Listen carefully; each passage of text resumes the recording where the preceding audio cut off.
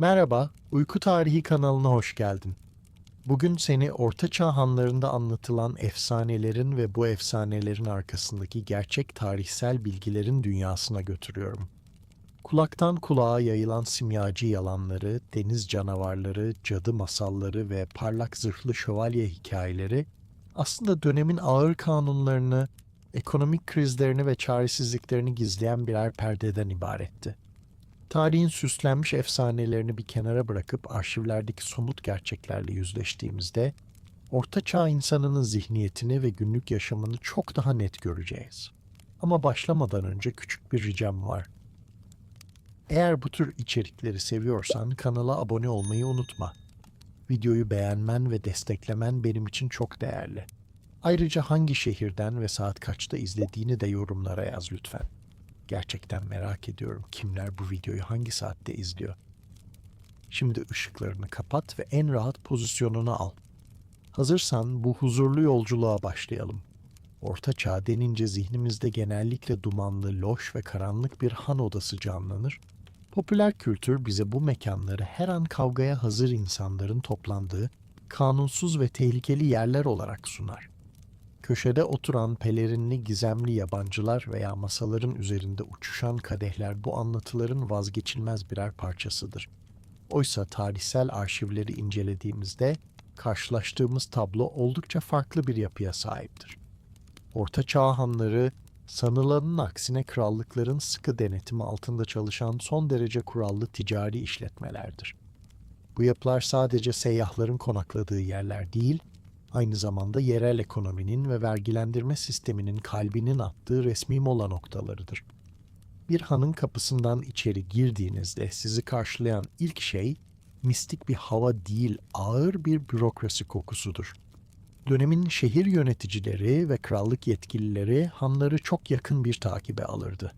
14. yüzyıl İngiltere'sinde ve Flanders bölgesinde han işletmecileri doğrudan belediye meclislerine karşı sorumlu tutulurdu. Bir han sahibi gün batımından sonra mekanına kabul ettiği her yolcunun kimliğini ve mesleğini kayıt defterine yazmak zorundaydı. Aranan bir suçlunun veya firari bir serfin handa saklanması, han sahibinin ağır para cezaları almasına ya da işletme ruhsatını kaybetmesine yol açardı. Dolayısıyla masada gizemli bir şekilde oturan o pelerinli yabancı, büyük ihtimalle krallık muhafızlarından kaçan bir kahraman değil, sadece yüzündeki lekeleri gizlemeye çalışan ya da duvardan gelen soğuk rüzgardan korunan sıradan bir tüccardı. Hanlardaki konaklama kültürü de günümüzün otel anlayışından tamamen farklı bir zemin üzerine kuruluydu. O dönemde kişiye özel oda veya tek kişilik yatak gibi kavramlar lüksün de ötesinde bir bilinmezlikti. Bir hana gittiğinizde ödediğiniz para bir odanın değil, sadece bir yatakta kaplayacağınız alanın karşılığıydı. Aynı yatakta daha önce hiç tanımadığınız 2 veya 3 kişiyle birlikte uyumak son derece doğal kabul edilirdi. Dönemin hukuki düzenlemelerine göre han işletmecileri, müşterilerini sosyal statülerine göre aynı yatağa yerleştirmekle yükümlüydü. Bir kumaş tüccarı ile bir demirci aynı yatağı paylaşabilirken bir din adamı veya soylu kişi sıradan halkla aynı yatakta yatırılmazdı. Bu durum tamamen hırsızlık vakalarının ve sosyal çatışmaların önüne geçmek amacıyla tasarlanmış hukuki bir önlemdi. Kurutulmuş balık kokan bir tüccarla aynı yatakta gecelemek kulağa romantik gelmeyebilir. Ancak kış aylarında bu durum ısınma maliyetini düşüren pratik bir çözümdü. Gıda ve içecek standartları da devlet tarafından son derece sıkı kurallara bağlanmıştı.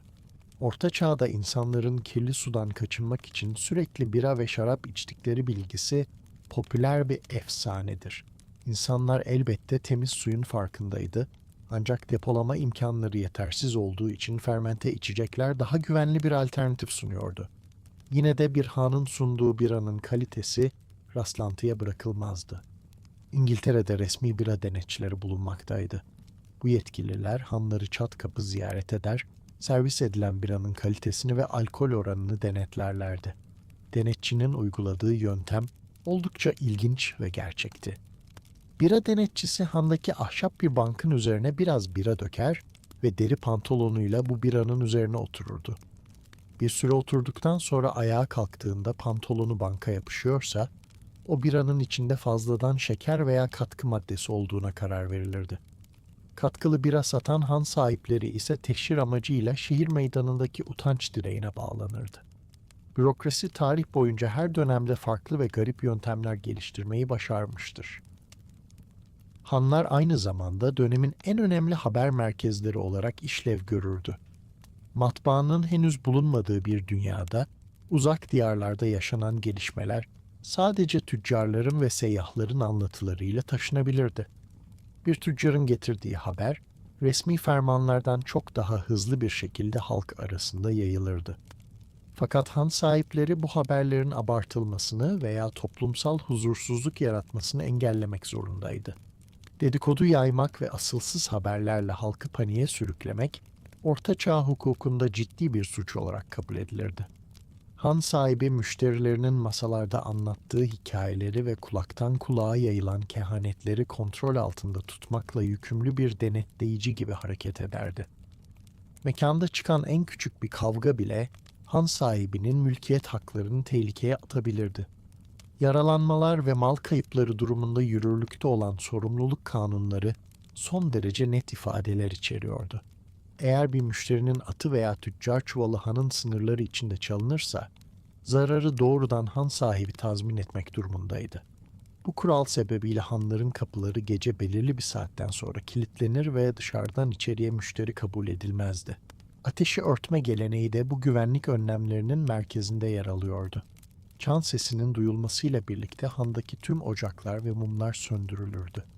Ahşap yapılardan oluşan ve saman çatılarla kaplı olan bu binalarda tek bir kıvılcım tüm mahalleyi yok edebilecek güçteydi. Dolayısıyla gecenin ilerleyen saatlerinde loş ışıkta fısıltıyla konuşan insanlar bir gizemin peşinde değillerdi. Sadece ahşap binayı yakmaktan ve ağır para cezası almaktan korkuyorlardı. Sonuç olarak Orta Çağ hanları masallarda anlatıldığı gibi karanlık efsanelerin doğduğu kontrolsüz mekanlar değildi. Bu yapılar dönemin ağır ekonomik şartları, katı kanunları ve toplumsal sınıfları arasında denge kurmaya çalışan gerçek mekanlardı. Masal anlatıcıları ve seyyahlar gece boyunca ne kadar abartılı hikayeler anlatırlarsa anlatsınlar, sabahın ilk ışıklarıyla birlikte herkes tüccar defterlerindeki gerçek hesaplara dönmek zorundaydı. Ahşap çatının altında dinlenen bu insan grubu, bir yandan kulaktan kulağa aktarılan efsanelerle zaman geçirirken, bir yandan da hayatın sert gerçekleriyle mücadele etmeye devam ediyordu. Han masalarında gece ilerledikçe anlatılan en cazip hikayeler hiç şüphesiz değersiz metalleri altına dönüştüren insanlara aitti.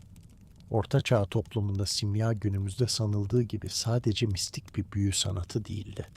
Bu uğraş dönemin kısıtlı madencilik imkanları ve ağır ekonomik krizleriyle doğrudan bağlantılı ticari bir alandı. 13. ve 14. yüzyıllarda Avrupa kıtasında kıymetli maden yetersizliği sık sık yaşanırdı. Krallıklar piyasaya sürecek altın ve gümüş bulmakta büyük zorluk çekerdi. Bu kıymetli maden darlığı, tüccarları ve soyluları kısa yoldan zengin olma hayallerine yöneltirdi. Birçok insan ellerindeki sıradan bakırı altına çevirme sözü veren kişilere büyük miktarda para kaptırırdı. Bir hana gelen simyacı genellikle yanında birkaç cam tüp, fırın araçları ve garip kokulu tozlar taşırdı. Bu kişiler kendilerini doğanın gizli kanunlarını çözmüş bilgeler olarak tanıtmaktaydı. Han odasında toplanan meraklı kalabalığa küçük kimyasal deneyler gösterirlerdi. En yaygın hilelerden biri içi boşaltılmış ve içine altın tozu gizlenmiş ahşap karıştırma çubukları kullanmaktı. Kurşun eritilirken bu çubukla pota karıştırılır ve eriyen ahşabın içinden altın tozu eriye karışırdı. Soğuyan kütlenin içinden çıkan küçük altın parçası izleyenleri derhal ikna ederdi. Aslında yapılan işlem doğaüstü bir mucize değil, sadece basit bir göz boyama tekniğiydi. Simyacıların hanlarda ve şehirlerde sunduğu bu gösteriler kısa sürede büyük bir yatırım pazarına dönüşürdü. Saf tüccarlar ve hırslı yerel yöneticiler bu gösterilere inanarak simyacılara laboratuvar kurmaları için yüksek miktarda fon sağlardı. Simyacı aldığı ön ödemeyle birkaç ay boyunca lüks içinde yaşardı. Deneylerin başarısız olduğu anlaşıldığında ise simyacı genellikle gece yarısı hanın arka kapısından kaçmış olurdu. Dönemin mahkeme kayıtları yatırımcılarını dolandırıp kaçan yüzlerce sahte simyacının davasıyla doludur. İnsanların kolay yoldan servet kazanma arzusu, sahtekarlar için her dönemde son derece kazançlı bir kapı olmuştur. Simyacıların artan popülaritesi ve piyasaya sürülen sahte madenler, krallıkların finansal düzenini ciddi şekilde tehdit etmeye başladı. Papa 22. John, 1317 yılında ünlü papalık fermanını yayınladı. Bu ferman simya uygulamalarını ve sahte altın üretimini tamamen yasaklıyordu. Benzer şekilde İngiltere Kralı 4. Henry, 1404 yılında gümüş ve altın çoğaltmayı ağır bir suç sayan resmi bir kanun çıkardı. Krallar simyacıların gerçekten altın yapmasından korkmuyordu. Yöneticilerin asıl korkusu piyasayı sahte sikkelerle doldurup paranın değerini düşürmeleriydi. Ekonomik istikrarı koruma arzusu, dinsel ve hukuki yasakların temel sebebini oluşturuyordu. Orta Çağ'da gerçek madencilik ve metalürji ise son derece zorlu şartlar altında yürütülüyordu. Kutna, Hora veya Ramesberg gibi maden alanlarında işçiler yerin yüzlerce metre altında gümüş çıkarmak için çalışırdı. Kupelasyon adı verilen döküm yöntemiyle kurşun ve gümüş birbirinden ayrıştırılıyordu. Bu gerçek üretim süreçleri son derece yavaş, tehlikeli ve maliyetli bir esasa dayanıyordu. Gerçek madenciler ağır şartlarda çalışırken hanlarda kolay yoldan maden ürettiğini iddia edenler toplumun ilgisini çekerdi. Ancak dönemin kanunları sahte para basanlara karşı merhametsizdi. Sahte sikke basan veya gümüş paraların kenarlarını kırpıp çalan kişiler kaynayan yağ kazanlarına atılarak cezalandırılırdı. Sikke kırpma adı verilen yöntem dönemin en yaygın ekonomik suçlarından biriydi. İnsanlar gümüş sikkelerin kenarlarından küçük parçalar keserek bu tozları biriktirirdi. Kırpılan gümüşlerden yeni ve sahte sikkeler imal edilirdi. Bu durum paranın değerini düşürür ve ticarete büyük zarar verirdi. Bu yüzden tüccarlar ellerine geçen her gümüş parayı tartmak ve kenarlarını kontrol etmek zorundaydı. Hanlarda yapılan ödemelerde paraların ağırlığı hassas terazilerle ölçülürdü. Bir simyacının masada anlattığı masallar ne kadar ikna edici olursa olsun, tüccarın terazisi sadece gerçek madenin ağırlığına bakardı. Simya efsanelerinin arkasında yatan felsefe taşı kavramı da halk arasında sıkça tartışılırdı. Felsefe taşının sadece metalleri dönüştürmekle kalmayıp insan ömrünü uzattığına da inanılırdı. Bu inanç dönemin tıp bilgisinin yetersizliğiyle birleşince ortaya büyük bir umut tüccarlığı çıkardı. Hanlarda satılan ve gençlik iksiri olduğu iddia edilen karışımlar genellikle civa ve sülfür içeren zehirli sıvılardan oluşmaktaydı. Bu iksirleri içen kişiler zengin olmak bir yana sağlıklarını da hızla kaybederdi. Yine de kısa yoldan kurtuluş arayan insanlar bu tehlikeli karışımlara para ödemeye devam ederdi. Hanlarda anlatılan simya efsaneleri halkın fakirlikten kurtulma arzusunu besleyen ekonomik bir hayalden ibaretti. İnsanlar tarladaki zorlu çalışmanın veya ticaretteki risklerin ötesinde bir çıkış yolu arıyordu. Masaların etrafında fısıldanan felsefe taşı hikayeleri sabahın ilk ışıklarıyla birlikte unutulup gidiyordu.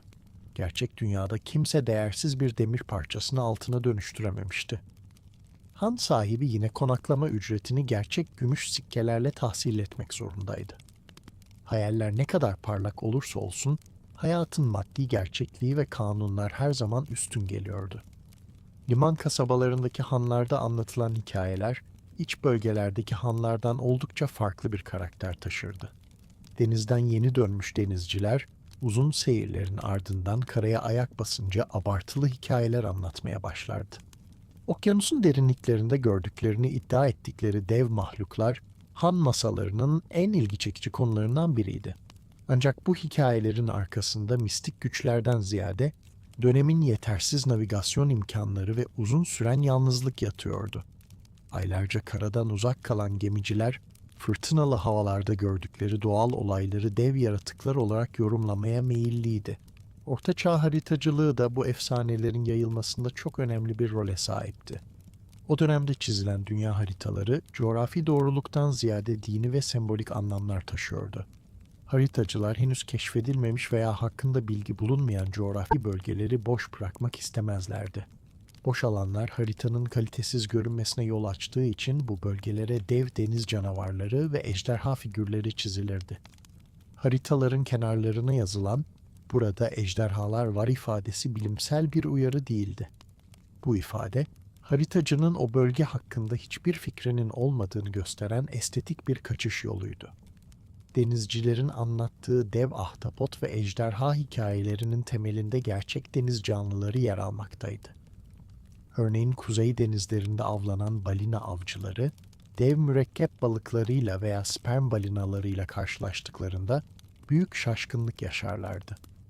Su yüzeyine çıkan dev bir balinanın püskürttüğü su veya sırtı, uzaktan bakan tecrübesiz bir gemiciye canlı bir ada gibi görünebilirdi. Ayrıca narval adı verilen deniz canlılarının uzun ve burmalı dişleri, karaya getirildiğinde ejderha veya tek boynuzlu at boynuzu olarak satılırdı. Bu dişler soylulara ve krallara çok yüksek fiyatlarla mucizevi birer nesne gibi pazarlanırdı. Ticaret dünyası insanların hayal gücünü kazanca dönüştürmeyi her zaman başarmıştır.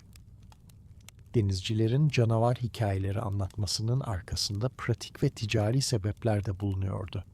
Bir gemi kaptanı taşıdığı yükü fırtınada kaybettiğinde veya rotadan saptığında suçu doğaüstü yaratıklara atardı. Kendi navigasyon hatasını kabul etmek yerine gemiyi dev bir deniz canavarının sıkıştırdığını söylemek çok daha mantıklı bir savunmaydı. Tüccarlar ve gemi sahipleri deniz canavarı hikayelerini duyunca kaptanın yetersizliğini değil, denizlerin tehlikesini suçlardı. Böylece kaptan hem itibarını korur hem de görevinden azledilmekten kurtulmuş olurdu. Yalanlar bazen mesleki kariyeri kurtaran kullanışlı birer araca dönüşebilirdi.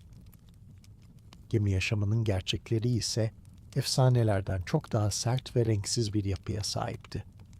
Denizciler aylarca süren yolculuklarda son derece kötü şartlar altında beslenirdi. Kurutulmuş tuzlu et, böceklenmiş peksimet ve bayat su, gemicilerin günlük menüsünü oluşturuyordu.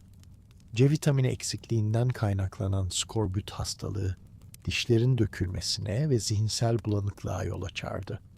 Uzun süre kötü beslenen ve ateşi yükselen gemicilerin halüsinasyon görmesi oldukça sık rastlanan bir durumdu. Dolayısıyla gece vardiyasında dev bir ejderha gördüğünü iddia eden bir denizci, büyük olasılıkla bozuk peksimet ve vitamin eksikliği yüzünden hayaller görüyordu. 14. yüzyıldan itibaren portolan haritalarının kullanılmasıyla denizcilik daha gerçekçi bir zemine oturdu. Bu haritalar fantezi çizimler yerine pusula yönlerini, liman mesafelerini ve kıyı şekillerini detaylıca gösterirdi.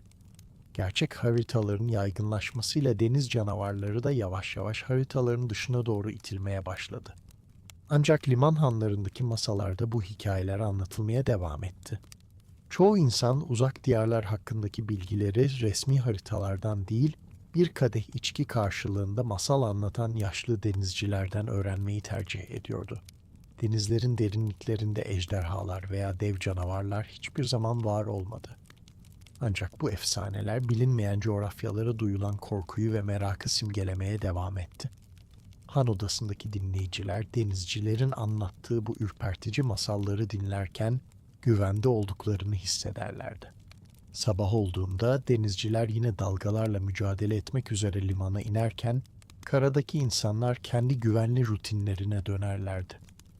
Gece anlatılan büyük yalanlar denizcilerin zorlu hayatını bir nebze olsun renklendiren küçük fanteziler olarak kalırdı. Orta Çağ'da iki kasaba arasında seyahat etmek, günümüzün aksine ciddi bir risk ve planlama gerektirirdi. Hanlarda gece boyunca anlatılan hikayelerin önemli bir kısmı, ormanlık yollarda tüccarların karşısına çıkan gölge yaratıklara ve lanetli yolculara ayrılırdı. Ancak bu korkutucu efsanelerin arkasındaki gerçek sebep mistik varlıklar değil, yollarda pusuda bekleyen somut haydut gruplarıydı. Yetersiz kolluk kuvvetleri ve bakımsız yollar, soygun olaylarını dönemin günlük hayatının sıradan bir parçası haline getirmişti. Yolculuk eden her tüccar gideceği yere varmadan önce haydutlarla karşılaşma ihtimalini hesaba katmak zorundaydı. Haydutlar popüler masallarda tasvir edildiği gibi fakirlere yardım eden sevimli halk kahramanları değildi. Arşiv kayıtları Bu kişilerin genellikle ordudan terhis edilmiş işsiz askerlerden, kaçak serflerden veya borç batağına batmış soylulardan oluştuğunu göstermektedir. Savaş dönemleri sona erdiğinde geçim kaynağını kaybeden paralı askerler ellerindeki silahlarla ana yollara inip çete kurarlardı. Bu çeteler son derece disiplinli ve organizasyonel bir yapıya sahip olurdu. Zengin tüccarları soymak öncelikli hedefleri olsa da üzerindeki eski kıyafeti alacak kadar çaresiz olan köylüleri de hedef almaktan çekinmezlerdi. Haydutluğun arkasında romantik bir felsefe değil, tamamen sert ve acımasız bir geçim kaygısı yatıyordu. Krallıklar ve yerel yönetimler yol güvenliğini sağlamak amacıyla son derece ilginç hukuki düzenlemeler geliştirmek zorundaydı. Örneğin İngiltere Kralı 1. Edward, 1285 yılında ünlü bir kanun çıkardı. Bu yasaya göre krallık ana yollarının her iki tarafındaki ağaçlar ve çalılar 200 ayak mesafe boyunca tamamen kesilmek zorundaydı. Amaç haydutların yoldan geçen seyahatçilere aniden saldırmasını engellemek ve pusuları önlemekti. Ağaç kesme kuralına uymayan arazi sahipleri ise yaşanan soygundan doğrudan sorumlu tutulurdu. Devlet, haydutları tek tek yakalamak yerine yol kenarındaki doğayı tıraşlayarak sorunu çözmeye çalışmıştı. Aynı yasa çerçevesinde bağırma ve takip etme geleneği de resmi bir hukuki zorunluluk haline getirilmişti.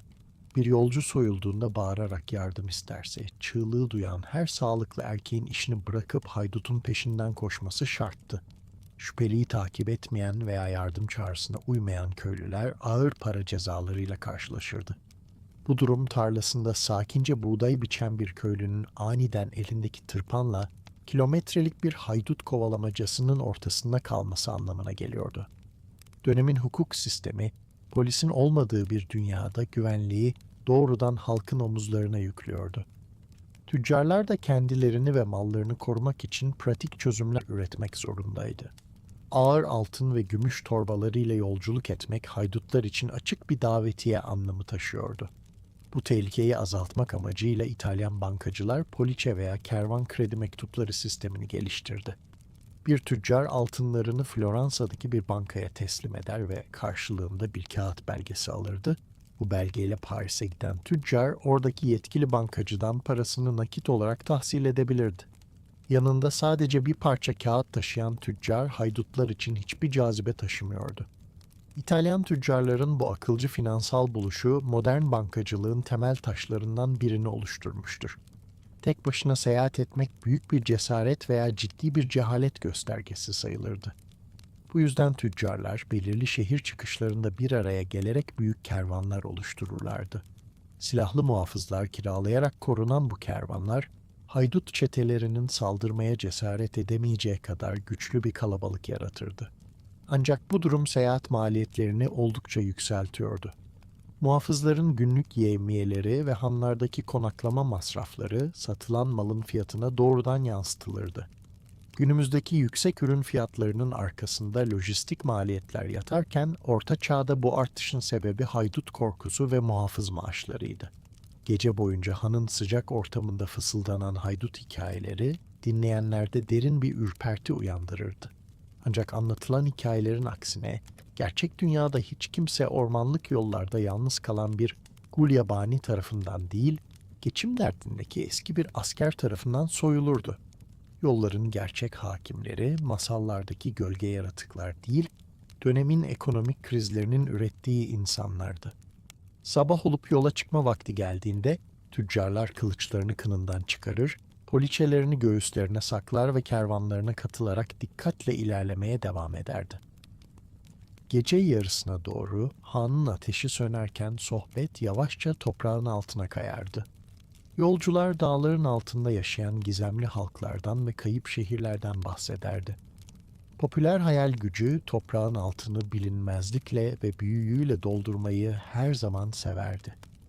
Oysa bu anlatıların arkasında unutulmuş mühendislik harikaları ve mimari kalıntılar yatıyordu. Orta Çağ insanı kendi inşa edemediği devasa taş yapıları görünce efsane üretmeyi seçmişti. Roma İmparatorluğu'nun çöküşünden sonra Avrupa'da mimari ve mühendislik bilgisi büyük oranda kayboldu. Romalıların kullandığı beton teknolojisi yüzyıllar boyunca kimse tarafından yeniden üretilemedi. Orta Çağ köylüsü tarlasının yanında yükselen devasa su kemerlerine şaşkınlıkla bakardı. Bu devasa binaları sıradan insanların yapamayacağına gönülden inanırlardı. Eski İngilizce metinlerde Roma kalıntıları için doğrudan devlerin eserleri ifadesi kullanılırdı. İnsanlar mantıklı bir açıklama bulamayınca faturayı efsanevi varlıklara kesmeyi tercih ediyordu.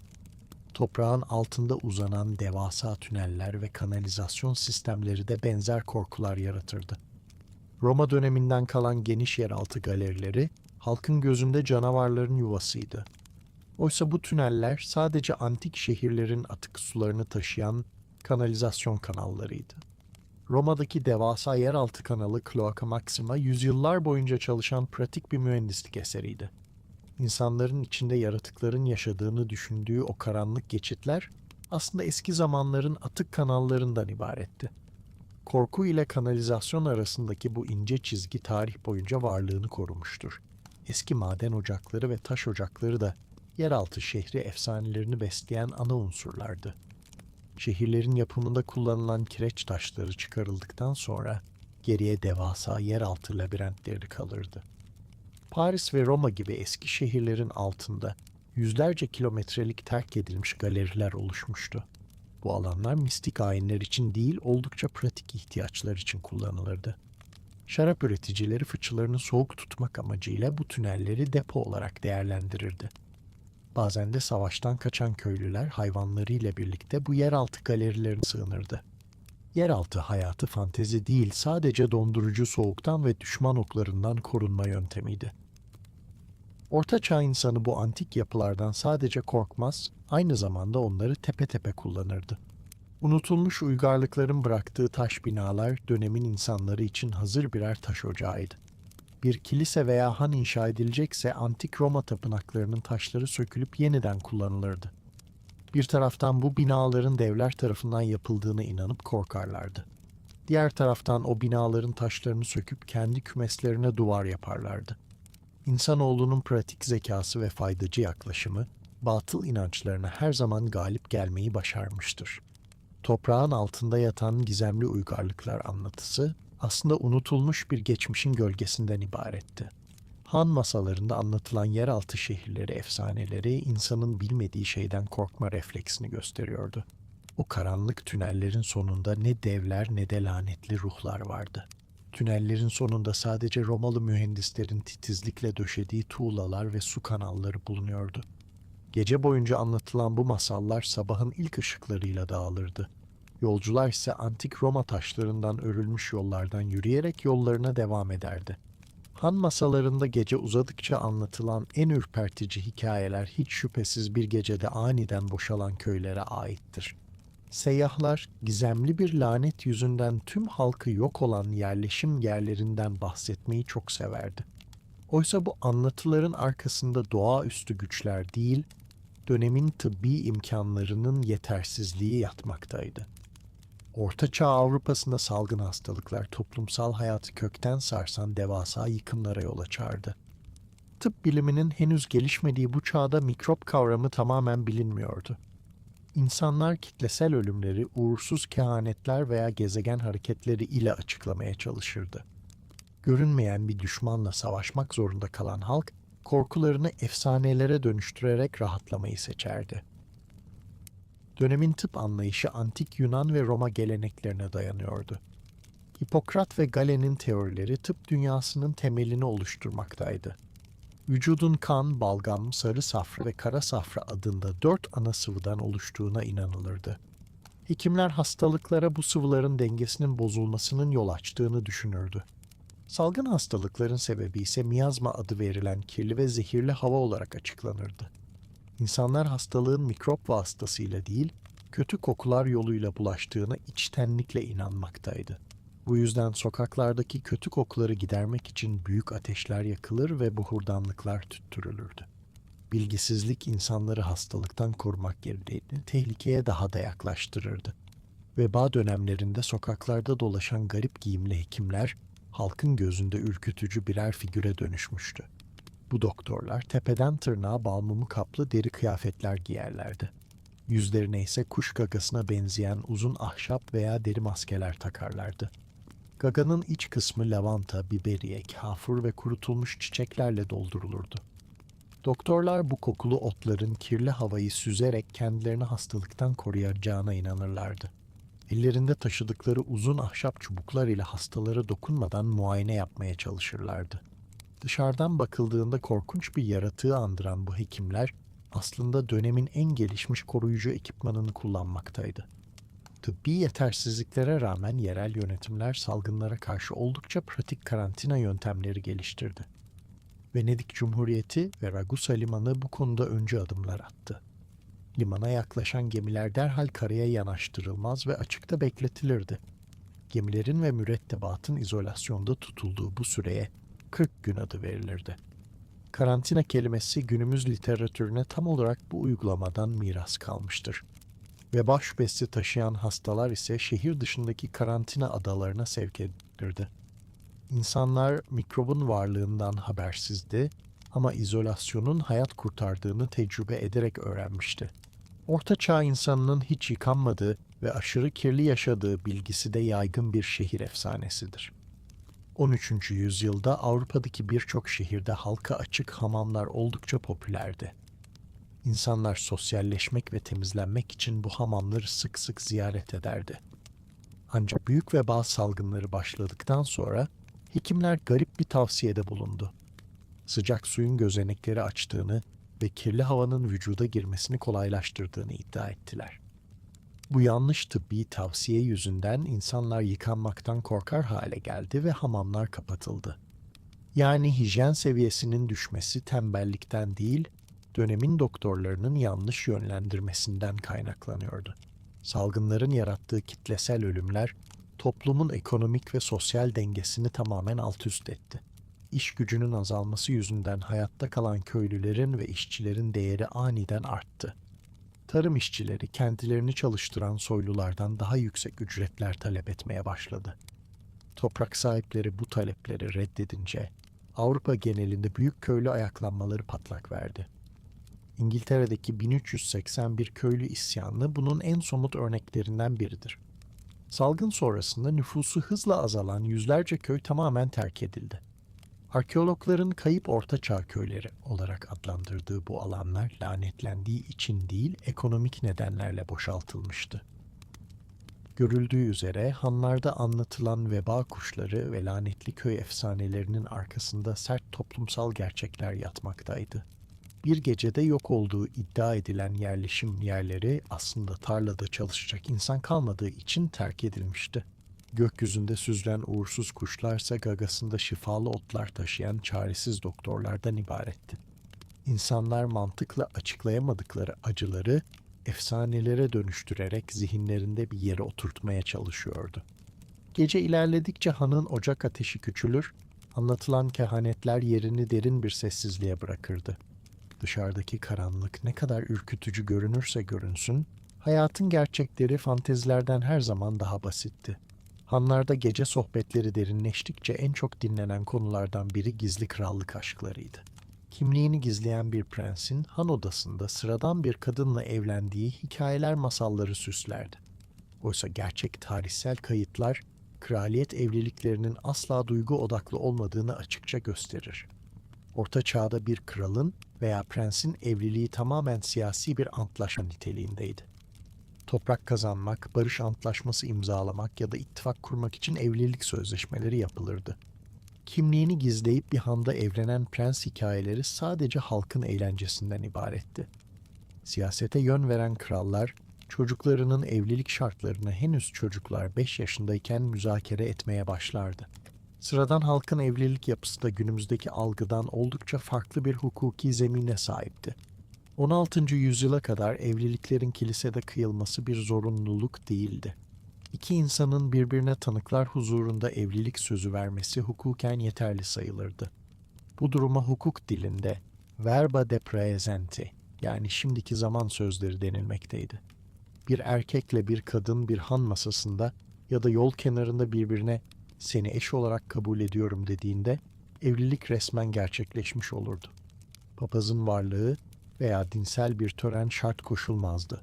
Bu durum halk arasında son derece hızlı ve bazen düşüncesizce yapılan evliliklerin önünü açmaktaydı. Orta Çağ'da düğünler genelde hafta içi günlerinde yapılırdı.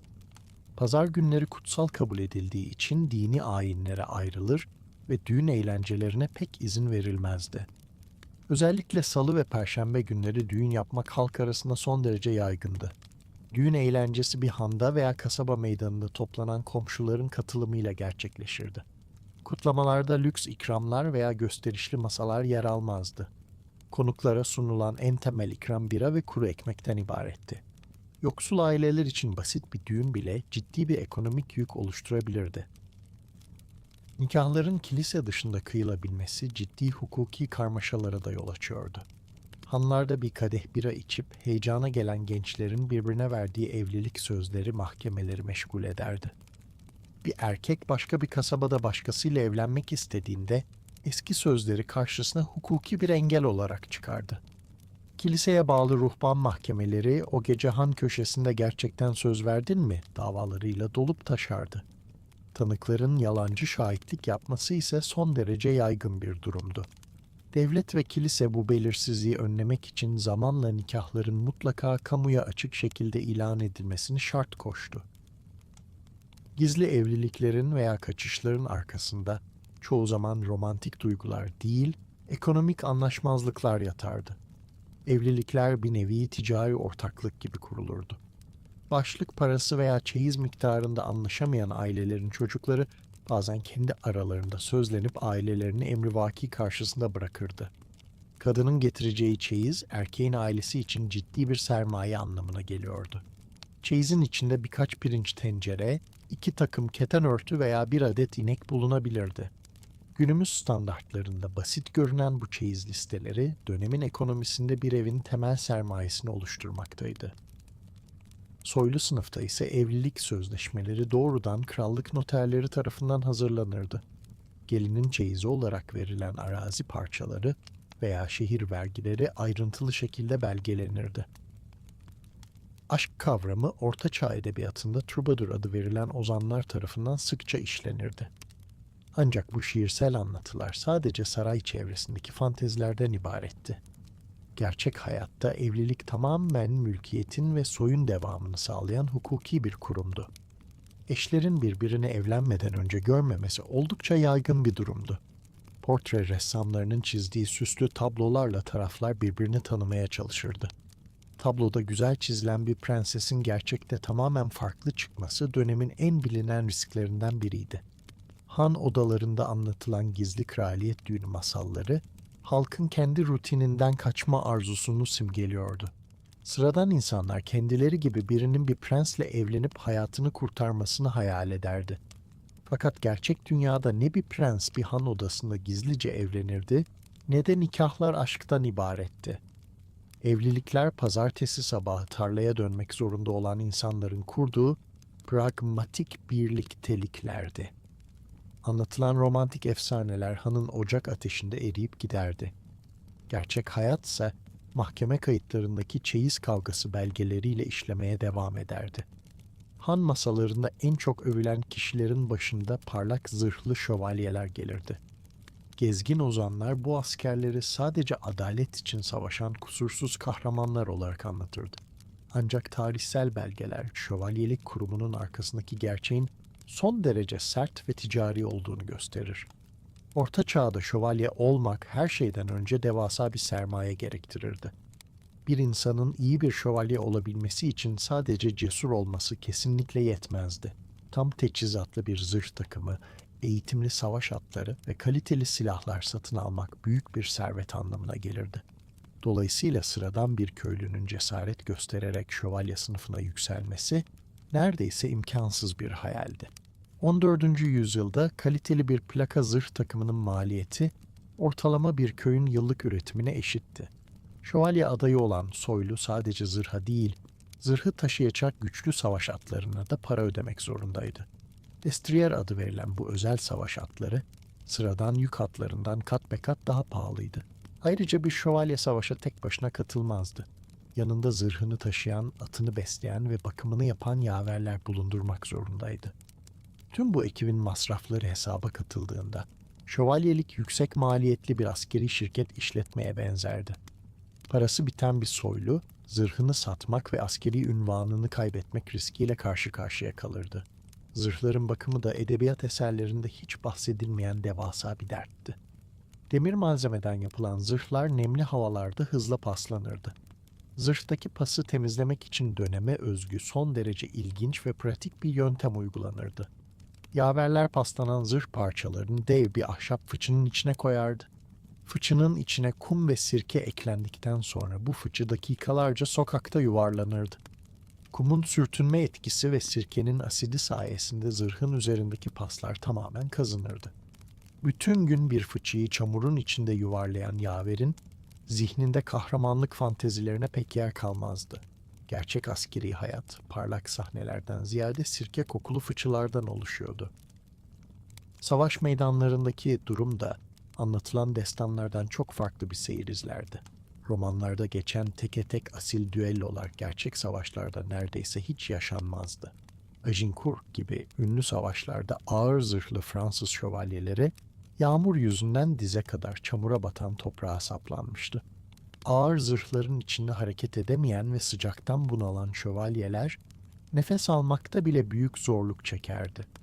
Düşen bir şövalye, zırhın ağırlığı yüzünden kendi başına ayağa kalkamazdı. Birçok şövalye düşman kılıcıyla değil, çamurda boğularak veya sıcak çarpmasından hayatını kaybetmişti. Zaferleri belirleyen şey asil duygular değil, havanın durumu ve toprağın çamur seviyesiydi. Savaş zamanı dışında hanlarda vakit geçiren askerler ise genellikle paralı asker gruplarıydı. Krallıklar sürekli bir ordu beslemek yerine ihtiyaç anında bu paralı asker çetelerini kiralardı. Savaş bittiğinde yevmiyesini alan paralı askerler derhal en yakın hanlara koşardı. Masalarda içip oyun oynayan bu kişiler, fısıldandığı gibi iffet ve sadakat yemini etmiş kutsal savaşçılar değildi. Parası bittiğinde komşu köyleri yağmalayan veya cüzdan çalmaya çalışan sıradan savaş gazileriydi. Han sahibi bir grup paralı asker içeri girdiğinde sevinmek yerine genellikle kapıdaki kilitleri kontrol etmeyi tercih ederdi. Şövalyelik kanunları veya centilmenlik kuralları da sadece aynı sınıftan soylular için geçerliydi. Esir alınan zengin bir şövalye öldürülmez, fidye karşılığında ailesine iade edilirdi. Bu durum şövalyeler için savaşı yüksek riskli ama kazançlı bir ticari oyuna dönüştürürdü. Ancak esir alınan kişi sıradan bir okçu veya köylü askerse, fidye ödeyecek parası olmadığı için derhal infaz edilirdi. Asil ilkeler ve centilmenlik sadece cebinde altın olanlar için geçerli bir lükstü. Savaşın adaleti dönemin toplumsal sınıflarına göre şekillenmeye devam ediyordu. Sonuç olarak hanlarda anlatılan parlak zırhlı masallar gerçeğin oldukça süslenmiş bir versiyonuydu. İnsanlar çamur içinde boğulan ve sirke kokan askerleri değil, kusursuz kahramanları dinlemek istiyordu. Fakat sabah olduğunda handan ayrılan şövalye atının üzerindeki paslı demir parçalarını düzeltmek zorundaydı. Masallar yüksek idealler üretmek için anlatılırken gerçek hayat ağır zırhların ve çamurlu yolların altında ezilmeye devam ediyordu.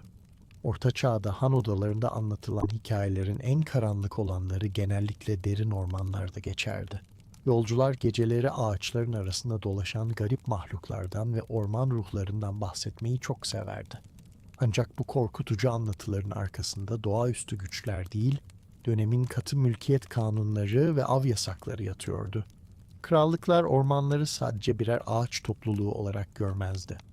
Ormanlar soylu sınıfın ekonomik kaynaklarını ve av ayrıcalıklarını temsil eden özel hukuki alanlardı. Sıradan halkın bu alanlara girmesi son derece sıkı kurallarla ve ağır cezalarla engellenmekteydi. Dönemin hukuk sisteminde kraliyet ormanı terimi sanılanın aksine sadece sık ağaçlıklı bölgeleri ifade etmezdi. Bir bölgenin orman ilan edilmesi, o toprağın kralın özel av hukuku kapsamına girmesi anlamına gelirdi. Bu alanlarda yaşayan köylülerin kendi başlarına geyik veya tavşan avlaması tamamen yasaktı.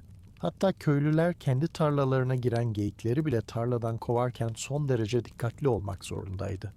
Kralın geyiğine zarar vermek, krallık düzenine karşı işlenmiş ciddi bir suç sayılırdı. Soyluların avlanma merakı sıradan insanların beslenme ihtiyacının çok daha önünde tutuluyordu. Açlıkla mücadele eden köylüler için ormandaki geyikler vazgeçilmez bir et kaynağı anlamı taşıyordu. Bu yüzden kaçak avcılık dönemin en yaygın ama en tehlikeli suçlarından biri haline gelmişti. Kaçak avcılar ormana gece vakti girer ve kurdukları tuzaklarla avlanmaya çalışırlardı. Yakalandıklarında verecekleri cezadan kurtulmak için ilginç yollar geliştirmişlerdi. Ormanda duyulan garip seslerin ve eksilen hayvanların sorumluluğunu efsanevi yaratıklara atmak en popüler yöntemdi. Orman canavarı geyiği kaptı bahanesi, muhafızların şüphesini dağıtmak için uydurulan pratik bir yalandı. Korku efsaneleri aslında kaçak avcıların operasyonlarını gizleyen kullanışlı bir perde işlevi görüyordu. Ormanlardaki düzeni sağlamak için verderer veya orman muhafızı adı verilen resmi görevliler atanırdı. Bu muhafızlar orman sınırları içinde devreye gezer ve kaçak yapılaşmayı veya avcılığı denetlerdi. Ormana yakın köylerde yaşayan insanların köpek beslemesi bile özel şartlara bağlanmıştı. Köylülerin köpekleri kralın geyiklerini kovalamasın diye expeditatio adı verilen kanuni bir işlem uygulanırdı. Bu kurala göre köylü köpeklerinin ön patilerindeki 3 tırnak veya pençe kesilirdi. Böylece köpeklerin hızlı koşması ve geyikleri avlaması engellenmiş olurdu. Dönemin hukuk anlayışı sadece insanları değil, hayvanların anatomisini de kontrol etmeye çalışıyordu. Kaçak avcılık yaparken yakalanan kişilere uygulanan cezalar döneme ve krallığa göre değişiklik gösterirdi. 11 ve 12. yüzyıl İngiltere'sinde kralın geyiğini öldüren kişilerin gözleri kör edilir veya elleri kesilirdi. Zamanla bu ağır bedensel cezaların yerini yüksek para cezaları ve hapis kararları aldı. Ancak para cezasını ödeyemeyen yoksul köylüler yine de hapishanelerde çürümeye terk edilirdi. Birkaç kilo et için hayatını riske atan köylüler yakalandıklarında ağır bedeller ödemek durumunda kalırdı. Ormanın derinliklerindeki gerçek tehlike canavarlar değil, çalıların arkasından aniden çıkan orman muhafızlarıydı. Köylülerin ormandan fayda bileceği alanlar son derece kısıtlı ve detaylı yazılı kurallarla belirlenmişti. Örneğin köylülerin devrilmiş ağaç dallarını toplamasına by hook or by crook yani kanca veya çoban değneği kuralıyla izin verilirdi. Bir köylü sadece yere düşmüş veya değneğiyle uzanıp koparabileceği kuru dalları toplayabilirdi. Sağlam bir ağacı kesmek veya yaş dalları koparmak ağır cezaları beraberinde getirirdi. Kışın donmamak için yakacak odun arayan insanlar her an bir ceza alma korkusuyla hareket etmek zorundaydı. Doğanın sunduğu kaynaklar bile ağır bürokratik engellerle halkın elinden alınıyordu. Sonuç olarak han odalarında fısıltıyla anlatılan orman ruhu masalları tamamen toplumsal şartların bir ürünüydü. Soylular kendi av sahalarını korumak için ormanları yasaklı bölgeler haline getirmişti. Köylüler ise karınlarını doyurabilmek için gizlice avlanıp arkalarında canavar efsaneleri bırakıyordu. Ormanın karanlığına yüklenen mistik anlamlar sabah ışığında yerini hukuki belgelere ve ağır ceza kayıtlarına bırakırdı. İnsanlar canavarlardan korktuğu için değil, krallık kanunlarından çekindiği için ormanın derinliklerinden uzak duruyordu. Hanın pencerelerinden içeri süzülen gece karanlığı, gökyüzünün ihtişamını daha da belirgin hale getirirdi. Yapay ışıkların ve şehir kirliliğinin bulunmadığı Orta Çağ dünyasında gece gökyüzü son derece berrak görünürdü. İnsanlar başlarını yukarı kaldırdıklarında binlerce yıldızı tüm detaylarıyla izleme şansına sahipti. Ancak bu görsel şölen dönemin insanı için sadece estetik bir manzara anlamına gelmiyordu. Gökyüzü Tanrı'nın dünyadaki insanlara gönderdiği devasa bir mesaj tahtası olarak kabul edilirdi. Yıldızların dizilimi, gezegen hareketleri ve aniden beliren gök cisimleri büyük bir titizlikle takip edilirdi. Gökyüzünde yaşanan en ufak bir sıra dışılık halk arasında derhal büyük bir endişe dalgası yaratırdı. Orta Çağ'da astronomi ile astroloji henüz birbirinden ayrılmış iki farklı disiplin değildi. Dönemin bilim insanları gök cisimlerinin hareketlerini ölçerken aynı zamanda bunların kehanet boyutunu da hesaplardı. Üniversitelerde matematik ve geometri ile birlikte astronomi eğitimi verilmesi son derece yaygın bir uygulamaydı. Ancak bu derslerde öğretilen bilgiler evrenin merkezinde dünyanın durduğu kabulüne dayanmaktaydı. Ptolemaios yani Batlamyus modeline göre düzenli bir çark gibi dönen gökyüzünde her şeyin sabit bir yeri vardı. Bu kusursuz kabul edilen düzenin içinde aniden beliren bir kuyruklu yıldız, kurulmuş olan bütün teorileri alt üst ederdi. Düzenin bozulması ise yaklaşan bir felaketin en somut kanıtı olarak yorumlanırdı. Tarihsel kayıtlara geçen en ünlü gök olaylarından biri 1066 yılında yaşandı. O yıl gökyüzünde beliren ve günümüzde Halley kuyruklu yıldızı olarak bilinen gök cismi büyük heyecan yarattı. İngiltere'nin Normanlar tarafından fethini anlatan ünlü Bayeux dokuması üzerinde bu kuyruklu yıldız açıkça resmedilmiştir. Dokumadaki insan figürleri gökyüzündeki bu parlak cismi korku dolu gözlerle işaret etmektedir. Norman kralı William bu gök olayını kendi zaferinin müjdesi olarak propaganda malzemesi haline getirdi. Tahtını kaybeden Anglo-Sakson kralı Harold ise aynı yıldızı kendi felaketinin habercisi saydı. Gökyüzündeki donmuş bir buz ve toz kütlesi, kazanan ve kaybeden taraflar için tamamen farklı anlamlar üretebiliyordu.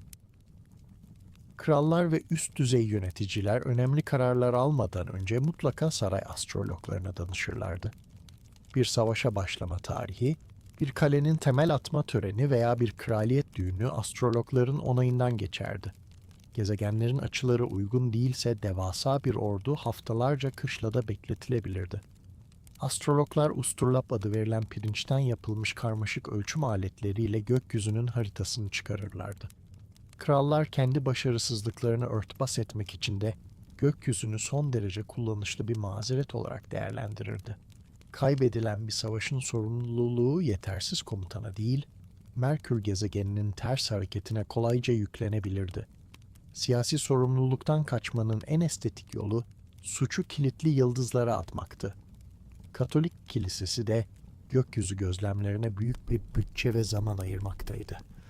Dini takvimin doğru hesaplanması ve özellikle Paskalya bayramının gününün belirlenmesi büyük önem taşıyordu. Bu matematiğe dayalı hesaplama sürecine Komputus adı verilmekteydi. Takvimdeki birkaç günlük kayma bile dini bayramların yanlış günlerde kutlanmasına yol açabilirdi. Bu yüzden manastırlardaki din adamları geceler boyu kulelerde oturup ayın evrelerini ve güneşin açılarını not ederlerdi. Sanılanın aksine kilise gök bilimini yasaklamamış, aksine kendi ibadet takvimini korumak için bu bilime tamamen muhtaç kalmıştı. Astronomi, din adamlarının elinde çalışan pratik bir takvim aracına dönüşmüştü. Sıradan halk için gökyüzü aynı zamanda günlük hayatı düzenleyen en temel takvimdi. Saatin bulunmadığı veya çok nadir olduğu bu dönemde köylüler zamanı yıldızlara bakarak anlardı.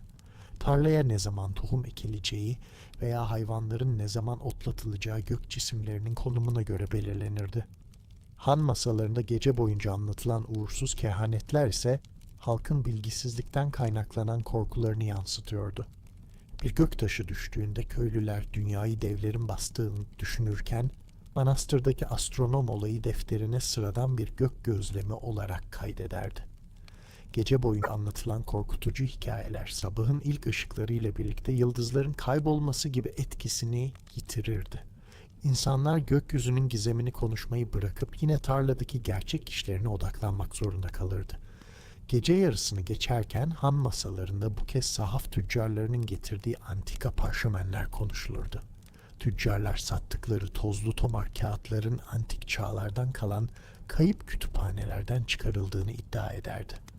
Oysa matbaanın henüz icat edilmediği bu çağda kitap üretimi son derece yavaş ve pahalı bir süreçti. Sıradan bir tüccarın elinde gerçek bir antik yazma bulunması neredeyse imkansız bir durumdu. Piyasada satılan gizemli parşömenlerin çoğu birkaç hafta önce sirkeyle eskitilmiş sıradan deri parçalarından ibaretti. Kolay yoldan para kazanmak isteyen sahtekarlar, okuma yazma bilmeyen zengin tüccarları kandırmayı her zaman başarırdı. Orta Çağ'da gerçek bilgi üretiminin merkezinde manastırlarda yer alan scriptorium adı verilen yazım odaları bulunuyordu. Bu odalarda çalışan keşişler gün ışığı el verdiği sürece el yazması kitapları kopyalardı.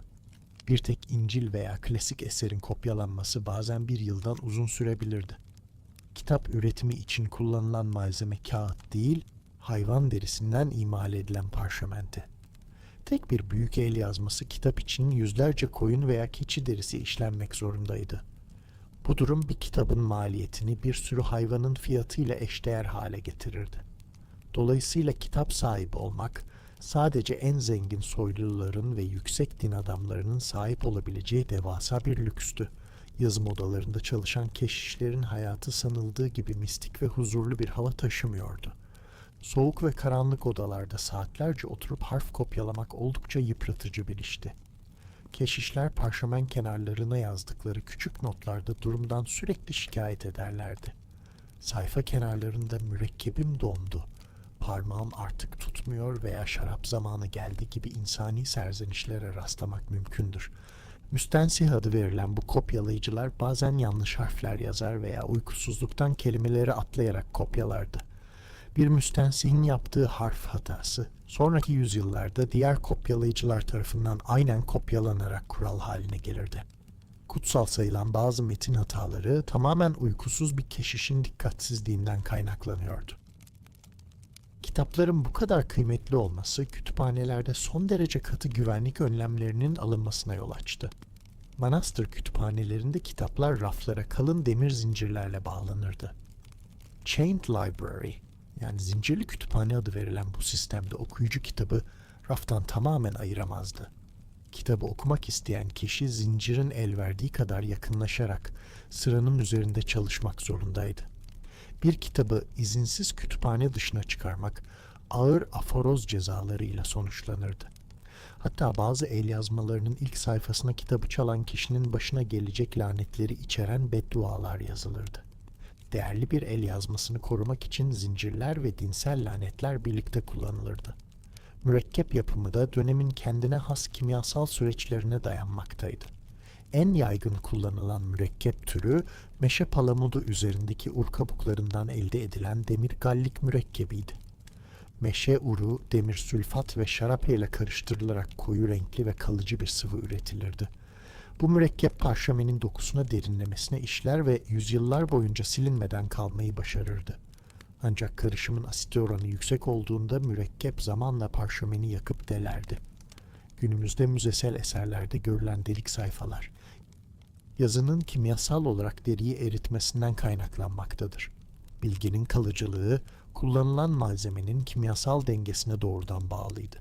Hanlarda satılan sahte el yazmaları ve kayıp kütüphane hikayeleri, halkın bilgiye duyduğu hayranlığı simgeliyordu. Sıradan insanlar zincirli kütüphanelere giremediği için bu yazmaların içinde mucizevi sırların saklı olduğuna inanırdı. Fakat gerçek bilgi, soğuk odalarda parmakları donan keşişlerin titiz emeğiyle üretiliyordu. Efsaneler gizemli kehanetler vaat ederken, gerçek kitaplar sadece tarihsel kayıtları ve dinsel metinleri taşıyordu. Sabah olduğunda, sahaf tüccarı eskitilmiş parşömenlerini toplayıp yola koyulurdu. Bilginin değeri ise yüksek duvarların arkasındaki demir zincirlerle korunan raflarda saklı kalmaya devam ederdi. Gece ilerledikçe hanın ortasında toplanan kalabalık bu kez gezgin tiyatrocuların ve anlatıcıların etrafında kenetlenirdi. Kasaba kasaba gezen bu gösteri ekipleri halkın en büyük eğlence kaynaklarından birini oluştururdu. Tiyatrocular yanlarında taşıdıkları ahşap arabaları hızlıca geçici bir sahneye dönüştürürlerdi. Bu arabalara pageant wagon adı verilir ve sahneler sokak sokak taşınırdı. Oynanan oyunlar genellikle İncil'den alınan dini hikayelerden veya komik halk anlatılarından oluşurdu. Ancak oyuncuların kostümleri ve sahnede kullandığı ahşap aksesuarlar oldukça basit ve komik görsellere sahipti. Bir tahta parçası kılıç sayılırken yüzü unla beyazlatılmış bir oyuncu melek rolünü canlandırırdı. Gezgin tiyatrocuların oynadığı oyunlar kilise tarafından yakından denetlenmek ve onaylanmak zorundaydı. Dini temalı Mystery Play adı verilen bu oyunlar halka dini öğretileri anlatmanın pratik bir yoluydu. Fakat halk ağır dini tiratların yerine köylülerin birbirini kandırdığı kısa komedileri izlemeyi daha çok severdi. Tiyatrocular da kilise yetkilileri ortamdan ayrılır ayrılmaz sahnede kaba mizah içeren sahneler sergilemeye başlardı. Seyircilerin ilgisini canlı tutmak için sık sık seyirciler arasından seçilen kişilere laf atılırdı. Sahnedeki dramatik oyun bir süre sonra mahalle dedikodularının yapıldığı neşeli bir curcunaya dönüşürdü. Gezgin oyuncuların ve hikayecilerin en sevdiği konulardan biri de gece uçan cadı masallarıydı. Popüler kültürde Orta Çağ denince akla gelen devasa cadı avları aslında bu döneme ait değildir. 12 ve 13. yüzyıllarda Katolik Kilisesi cadığa ve büyüye oldukça farklı bir açıdan bakmaktaydı. 11. yüzyılda Worms Piskoposu Burchard tarafından kaleme alınan kanun kitabında ilginç bir detay yer alır. Bu metne göre gece süpürgeyle uçtuğuna veya hayvanlara dönüştüğüne inanan kadınların bu düşüncesi tamamen bir hayal ürünü kabul edilirdi. Kilise büyünün gerçek gücü olduğuna inanmayı bile batıl bir pagan inancı sayıp yasaklamıştı. Yani bir insanın cadı olduğunu iddia etmesi, o dönemde ciddiye alınacak bir tehdit değil, komik bir fantezi olarak görülürdü. Halk arasında cadılık söylentilerinin çıkması genellikle komşular arasındaki küçük ekonomik çıkar çatışmalarından kaynaklanırdı. Bir köylünün ineği aniden hastalandığında veya sütü ekşidiğinde suçu yakındaki yaşlı ve yalnız kadınlara atardı. Mahkeme kayıtlarına yansıyan davaların çoğunda büyük büyücülük iddiaları değil, basit komşuluk kavgaları yer alırdı. Şifalı otlarla tıp yapmaya çalışan yerel ebe ve kadınlar tıp eğitimi almış hekimlerin işlerini baltaladığı için hedef gösterilirdi. Mahkemeler bu davalarda ölüm cezası vermek yerine tarafları barıştırma veya küçük para cezaları kesme yoluna giderdi. Cadılık efsaneleri kitle histerisine değil, köy içi dedikodulara dayanmaktaydı. Cadı avlarının kitlesel bir kıyma dönüşmesi ancak 15. yüzyılın sonlarında Malleus Maleficarum isimli kitabın yazılmasıyla başladı. Bu tarihten önce hanlarda anlatılan cadı masalları, insanları korkutmaktan ziyade eğlendiren abartılı hikayelerden ibaretti. Gezgin tiyatrocular sahnede cadı kılığına girip komik sesler çıkararak seyircileri güldürürdü. İnsanlar anlatılan bu fantezilerin gerçekle bir ilgisi olmadığını gayet iyi bilirdi.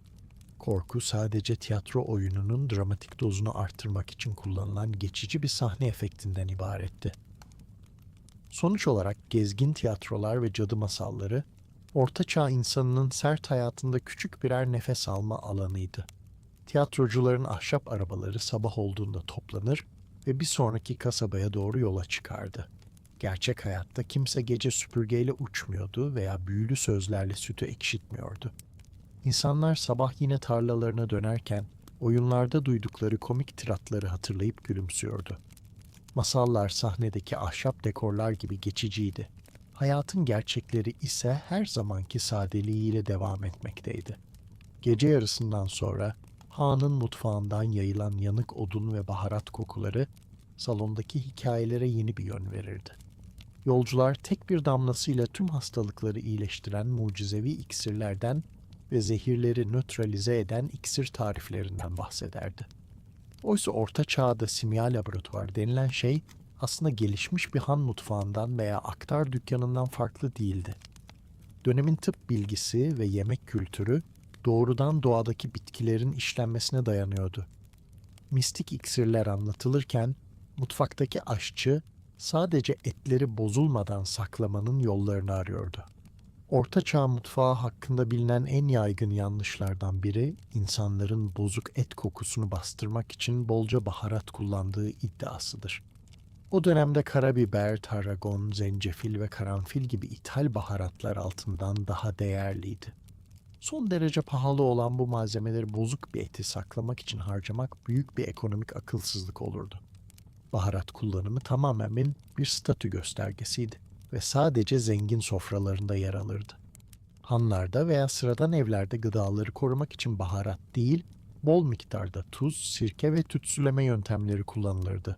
Tuzlanmış domuz veya sığır eti kış aylarında insanların ana protein kaynağını oluşturmaktaydı.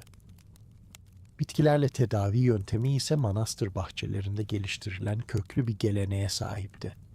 Bingeli Hildegard gibi bilgili rahibeler, hangi otun hangi hastalığa iyi geldiğini detaylıca kataloglamıştı. Ada çayı, biberiye, kekik ve nane gibi günlük bitkiler dinsel dualarla birlikte hastalara sunulurdu. Ağrı kesici olarak söğüt ağacının kabuğu kaynatılıp içirilirdi.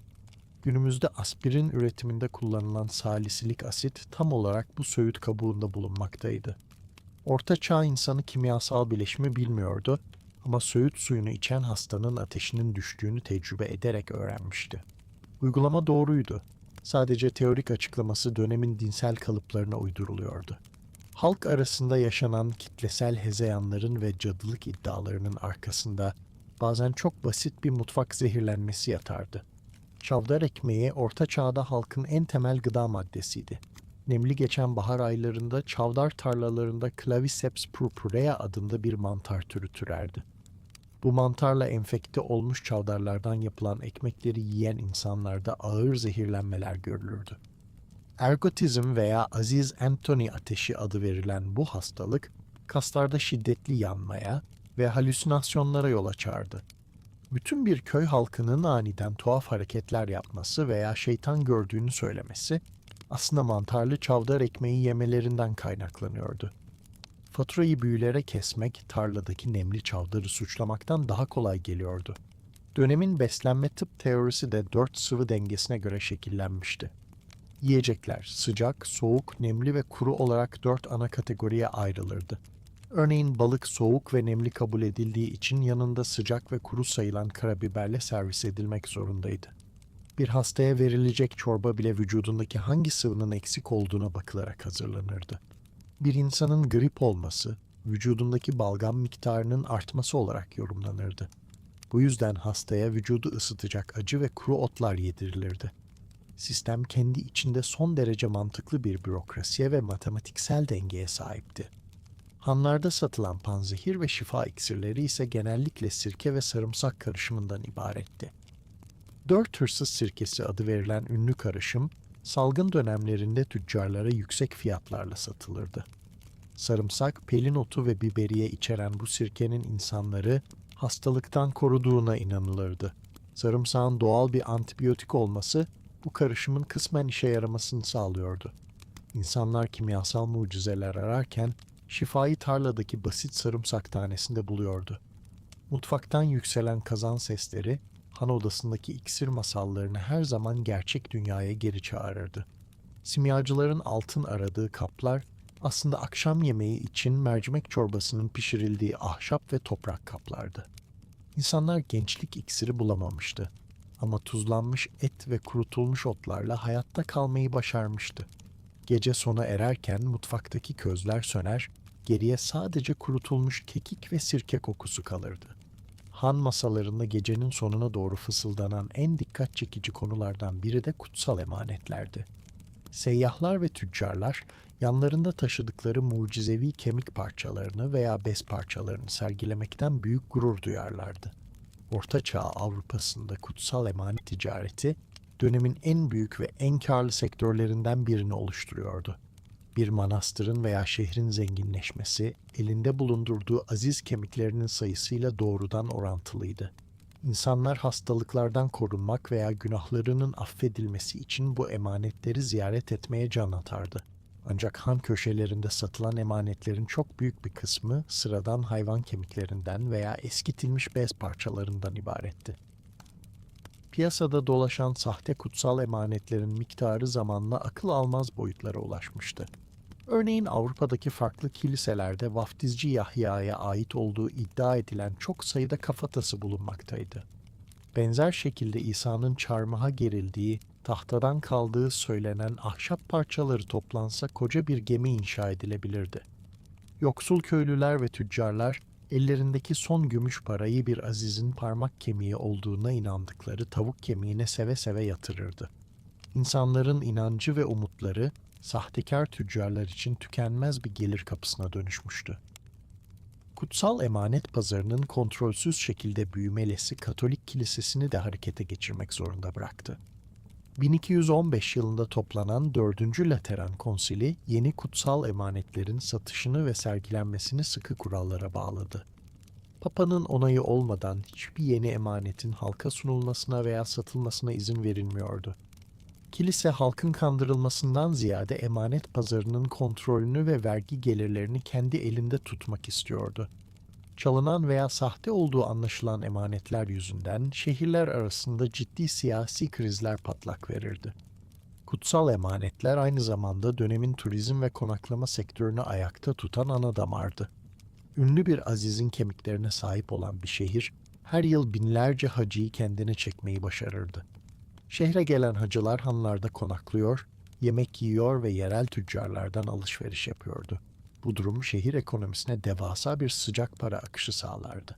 Hatta bazı şehirler, komşu kasabalardaki ünlü emanetleri çalmak için özel hırsız çeteleri bile kiralardı. Tarihte Furta Sacra yani kutsal hırsızlık olarak adlandırılan bu olaylar dinsel bir eylem gibi meşrulaştırılırdı. Seyyahların çantalarında taşıdığı küçük muhafazalar hanlarda büyük bir merakla incelenirdi. Bir tüccar çantasındaki sıradan bir taş parçasının Kudüs'ten getirildiğini iddia ederek konaklama ücretini ödemeye çalışırdı. Han sahibi ise taşın mucizesinden ziyade tüccarın vereceği gerçek gümüş parayla ilgilenirdi. Gerçek dünyada borçlar ve konaklama bedelleri mucizelerle değil, somut sikkelerle ödenmek zorundaydı. Sonuç olarak kutsal emanet ticareti, Orta Çağ insanının çaresizliğini ve tüccarların pratik zekasını gösteren somut bir örnektir. İnsanlar bir kemik parçasına dokunarak dertlerinden kurtulacaklarına içtenlikle inanmak istiyordu. Ancak gecenin sonunda çantadaki kemiklerin azizlere değil, akşam yemeğinde yenen koyuna ait olduğu gerçeği değişmiyordu. Masallardaki mucizeler han odasında kalırken, sabahın ilk ışıkları yine gerçek hayatın ekonomik kurallarını hatırlatıyordu. Gece boyunca hanın ahşap duvarları arasında yankılanan tüm o büyük hikayeler, sabahın ilk ışıklarıyla birlikte etkisini tamamen kaybederdi. Gece yarısı ejderhalardan, altın üreten simyacılardan ve lanetli ormanlardan bahseden insanlar, gün doğarken gerçek hayatın sert hesaplarıyla yüzleşmek durumundaydı. Orta Çağ'da sabahın gelişi sadece havanın aydınlanması anlamına gelmezdi. Sabah vakti borçların ödendiği, tüccar heybelerinin kontrol edildiği ve yola çıkış hazırlıklarının yapıldığı bürokratik bir sürecin başlangıcıydı. Gece anlatılan masallar sıcak ocağın başında kalırken, gündüzün soğuk gerçekliği hanın taş zeminine çökerdi. Hancıların ve müşterilerin sabah ilk yaptığı iş, konaklama masraflarını hesaplamak olurdu. Okuma yazmanın ve kağıdın yaygın olmadığı bu dönemde hesap tutmak için son derece pratik bir yöntem kullanılırdı. Telestik veya Türkçe adıyla çetele çubuğu adı verilen fındık ağacı dalları hesaplaşmanın temelini oluştururdu. Hancı müşterinin tükettiği birayı, yediği ekmeği ve atı için harcanan samanı ahşap çubuğun üzerine çentikler atarak kaydederdi. Ödeme vakti geldiğinde ahşap çubuk uzunlamasına ikiye yarılırdı. Çubuğun bir yarısı hancıda kalırken diğer yarısı müşteriye verilirdi. İki parça birbirine oturtulduğunda çentiklerin eşleşmesi sahteciliği tamamen önlerdi. Bu basit fındık çubukları İngiltere Krallığı hazinesi tarafından bile yüzlerce yıl resmi muhasebe aracı olarak kullanılmıştır. Yolcuların yataktan kalkması da günümüzdeki gibi kişisel bir mahremiyet içinde gerçekleşmezdi. Aynı yatağı paylaşan 3 veya 4 kişi kilise çanlarının çalmasıyla birlikte aynı anda uyanmak zorundaydı. Gece birbirine sarılarak ısınan yabancılar, sabah olduğunda eşyalarının çalınıp çalınmadığını kontrol etmek için derhal torbalarına sarılırdı. Hancı yataklardan kalkan müşterilerin ardında kalan samanları temizler ve odaları havalandırırdı. Bit ve tahta kurusu mücadelesi hanların en bitmeyen günlük rutinlerinden biriydi. Yataklardaki samanlar belirli aralıklarla yakılır ve yerlerine yenileri serilirdi. Hijyen lüks bir tercih değil, tesisin kullanılabilir kalmasını sağlayan zorunlu bir bakımdı. Hesap kesiminden sonra seyyahlar kasabanın veya şehrin ana kapılarına doğru yönelirdi. Ortaçağ şehirleri surlarla çevrili olduğu için şehre giriş ve çıkışlar sadece belirlenen kapılardan yapılırdı. Güneşin doğuşuyla birlikte şehir kapıları görevli muhafızlar tarafından törenle açılırdı. Kapı başında bekleyen vergi memurları şehirden çıkan veya giren tüccarların mallarını tek tek denetlerdi. Geçiş hakkı veya mülkiyet vergisi adı verilen ödemeler gümüş sikkelerle tahsil edilirdi.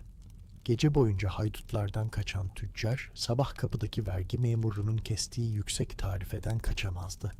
krallıkların en düzenli çalışan kurumu her zaman vergi daireleri olmuştur. Atların bakımı ve kervanların hazırlanması da sabahın en önemli lojistik işlerinden biriydi. Atların nalları kontrol edilir, yük torbaları dengeli biçimde semerlere bağlanırdı. Dengesiz yüklenen bir çuval yol ortasında atın sakatlanmasına ve malın zayi olmasına yol açabilirdi. Seyyahlar yola çıkmadan önce atlarına sadece kuru saman değil, enerji vermesi için arpa unu ve tuz karışımı yedirirdi. Hayvanların sağlığı bir tüccarın tüm servetinin güvencesi anlamına gelirdi.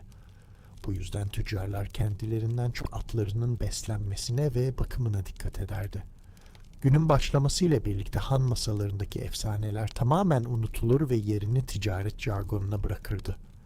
Kumaş tüccarları arşın hesabını konuşurken demirciler ham demirin ton fiyatını tartışmaya başlardı.